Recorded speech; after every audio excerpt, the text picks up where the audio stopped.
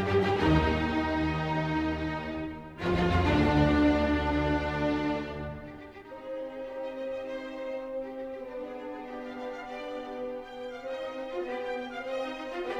were some of the authorities, I don't know who they were, and I'm trying to get in to see David Workton, who they have arrested.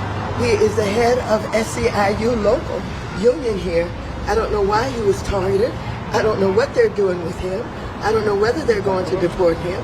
I want to report back to my caucus about what's happening, but they have not allowed me to get in. Congresswoman, you're seeing what's happening out front here. We have guns, and I'm afraid that the guns will end up being used. I don't know why we have guns. What are those guns for? Are they to shoot protesters? I mean, there's no reason to be here with the National Guard. The President of the United States is a cruel, dishonorable human being who would just as soon they shoot somebody down. But I don't want that to happen. I do not want, I want the elected officials to do everything that we can to dissuade them from what they're doing. They've targeted our city. This is a sanctuary city, and Trump is after us.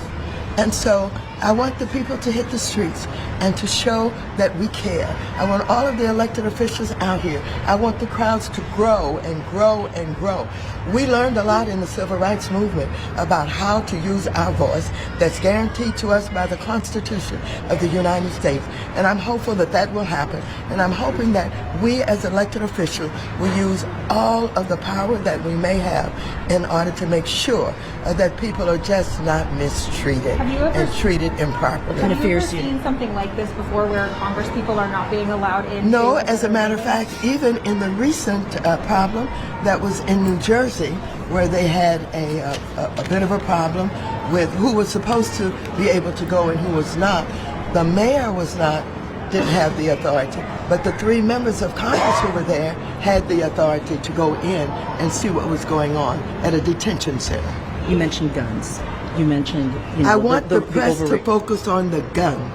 I want the press to show the guns so people can understand what kind of a situation we're in where guns are being brought into our city, the National Guard being called in and standing watch at a detention center and looking at our protesters as if somehow they are violating the law. They are not. They are peaceful protesters outside. And I am afraid that one of those young people might get upset, might something go wrong, and those guns will go off. A gun will go off. Those guns are not to be here, frightening and intimidating our people and anybody in this city. What's your message to the White House?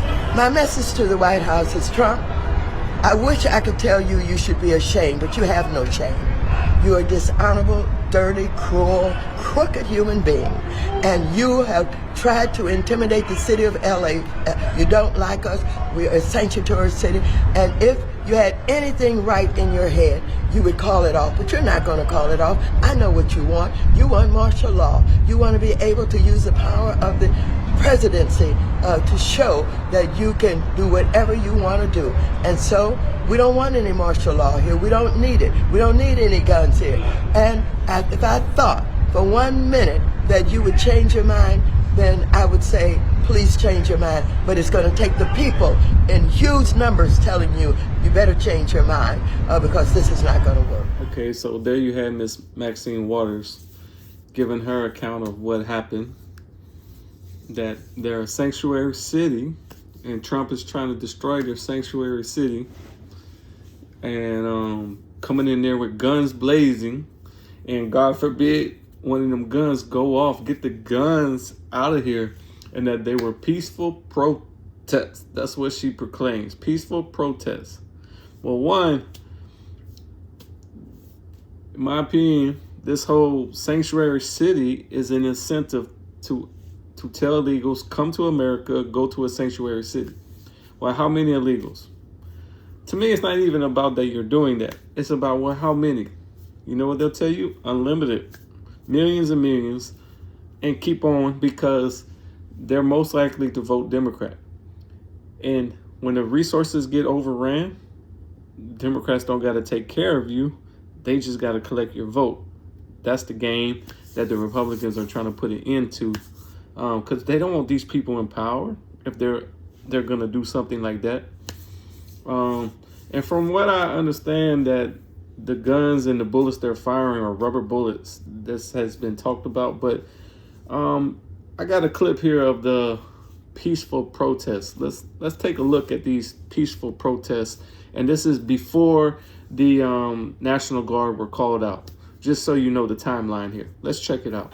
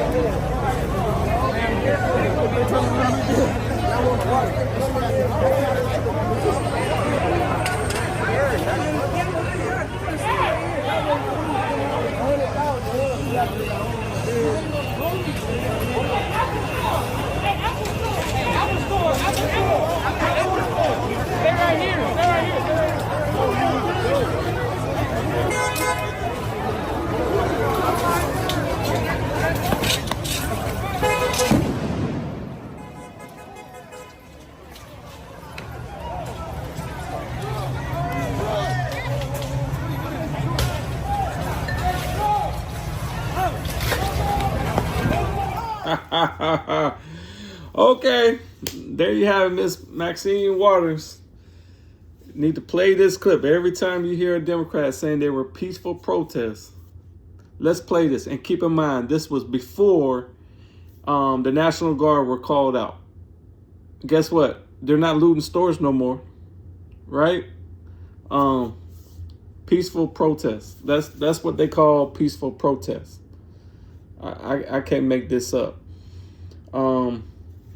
There's a clip I'm gonna play for you of what the one of the police chiefs said as far as whether or not they had the situation under control. Let's hear what he has to say. Let's roll the film. To trust the LAPD, that we're not there for that purpose, and that if they have something they need us to be able to address, we're there for them.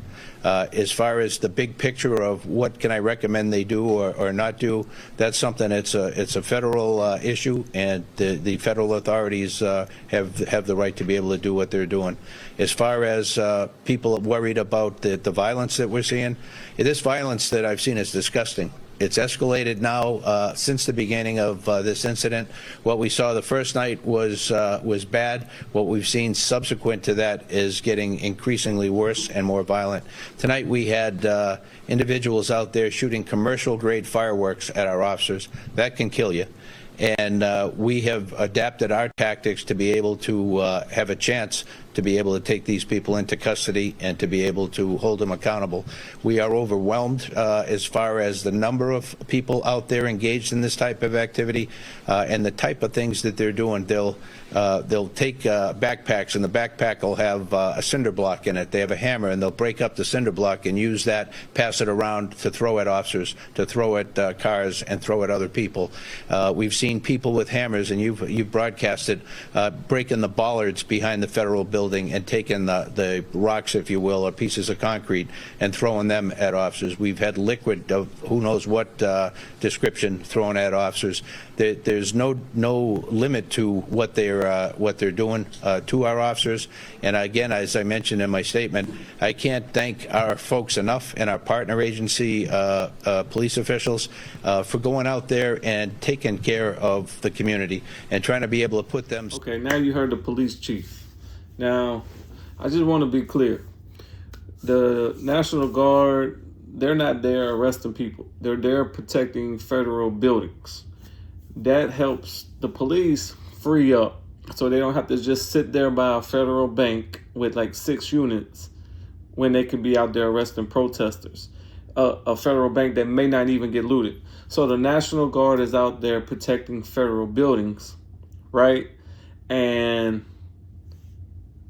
the police were freed up to make the arrests on those who are looting, who are supposed to be protesting, but they're doing a lot more than just protesting, blocking interstates, throwing rocks at police, vandalism, looting, But now what you're seeing is because you have the presence of the National Guard at federal buildings, people are coming out the woodwork with their cameras and pictures.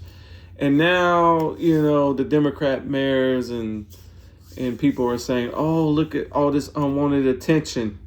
But it's clear that these troops, because they're able to protect federal buildings, they're able to free up police officers to do their work. And in many cases, the riot police are using guns with rubber bullets, which honestly, I really in favor of rubber bullets for all law enforcement in every capacity, because you'll go down, but you won't be killed. I'm totally in favor of that. Some people think no, but I'm all for that. Let's get into this Fox News clip of the lies that were actually told when Galvin Newsom said he was never contacted by Trump. Trump just marched in there.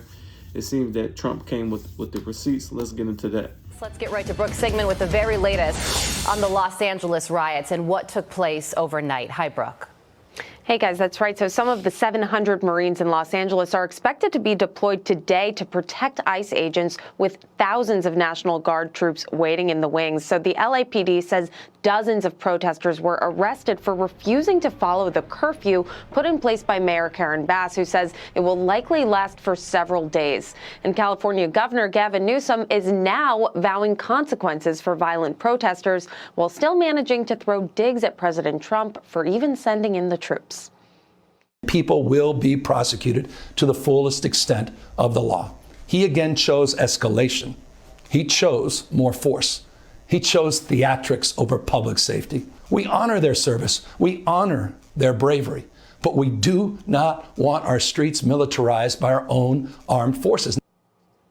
Newsom claims President Trump never called him when the protests broke out, but the president is bringing in the receipts, providing a screenshot to see that?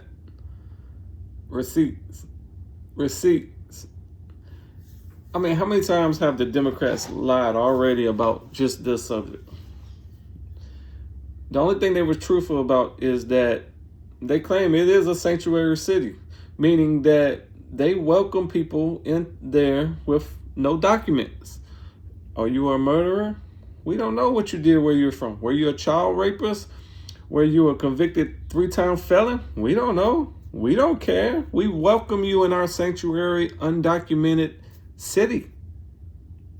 But they're quick to give you EBT cards, registration, voter visas, so you can work EBTs, and they give you social security numbers. And then they don't want you to pass laws requesting voting ID. You see the game they're playing here? But Trump came with the receipts. How many times have they lied? They said Trump just barged in there, didn't call. Well, we got proof. That's a lie. They said it was peaceful protests. We got proof. That's a lie. They're trying to hysterically drum up fear and say, oh, these people are going to be shooting. Well, we got proof that the National Guards are just standing around federal buildings, protecting the federal buildings. So they're lying again. And we know that they're using rubber bullets, not live ammo, right?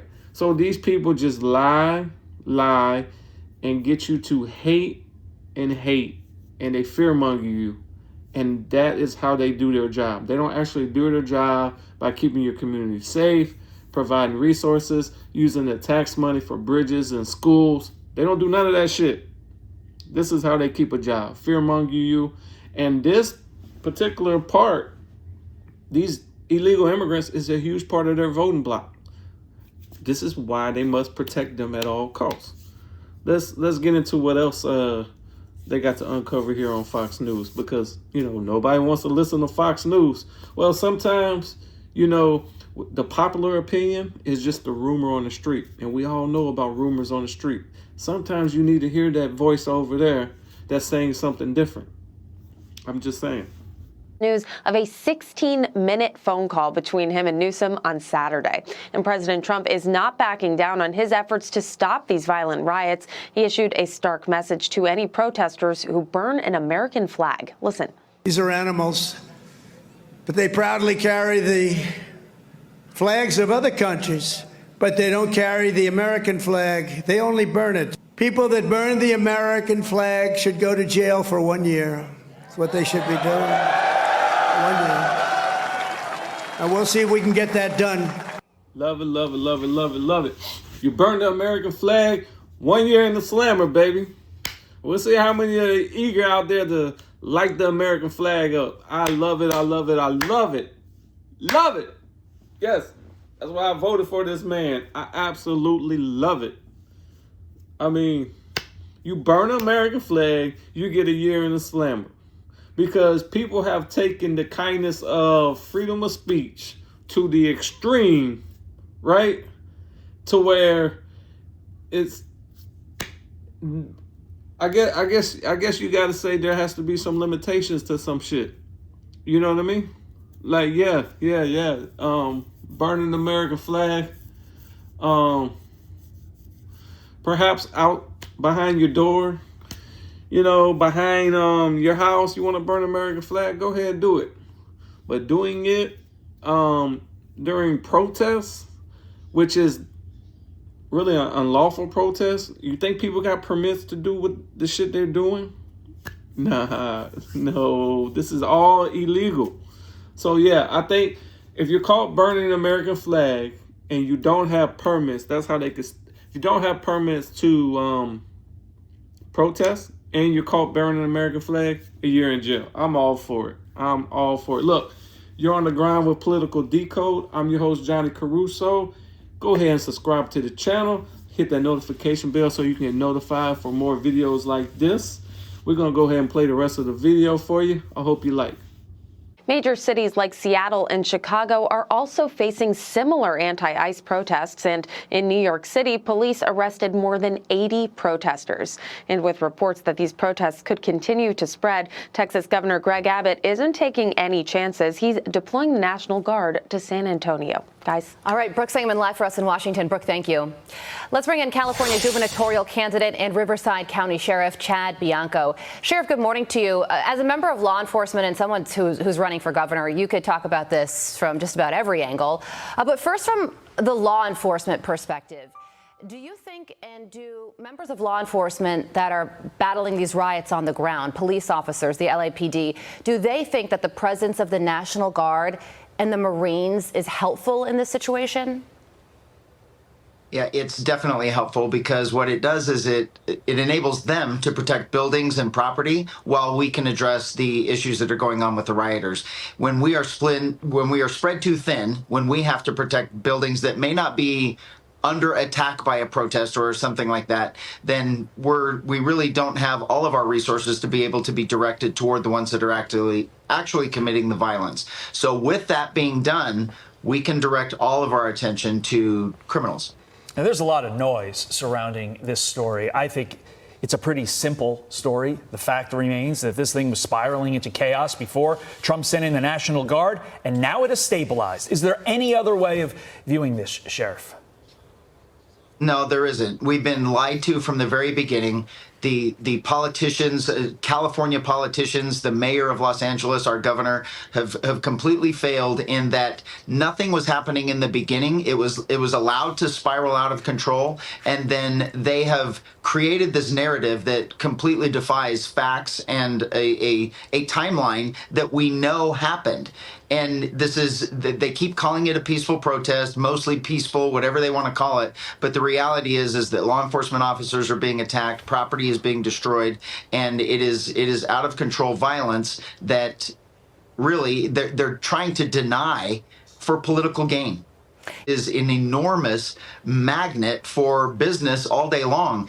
And I mean, you know what our freeways are. Our freeways are just really an absolute mess on a good day. So when you bring thousands of protesters in to block freeways, to stop freeways, that impacts everyone's day. Where businesses are closing, businesses have to close, people can't make it to work. It's a major impact for all of Los Angeles. Yeah, I don't think people maybe in a different part of the country understand when you shut down the 101, you shut down basically the entire Southland, because the 101, to your point, Sheriff, on a good day, the 101 is a disaster. This was a bad days or a series of bad days. And so thank you for making that point. Sheriff Chad Bianco, thank you, sir. Appreciate it. I'm Steve Ducey. I'm Brian Kilmeade. And I'm Ainsley Earhart. And click here to subscribe to the Fox News YouTube page to catch our hottest interviews.